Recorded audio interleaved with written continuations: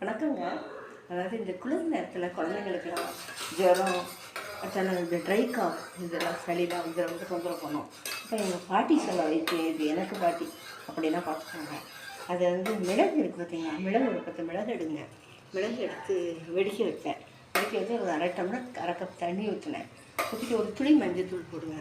போட்டுட்டு அப்படியே காய்ச்சி நல்லா வற்றணுங்க. அது வற்றின உடனே தேன் இருக்குது பார்த்தீங்கன்னா, தேனில் 1 ஸ்பூனோ 1/2 ஸ்பூனோ குழந்தைக்கு தகுந்த வயசுக்கு தகுந்த மாதிரி ஊற்றி கலந்து கொடுத்து பாருங்கள்.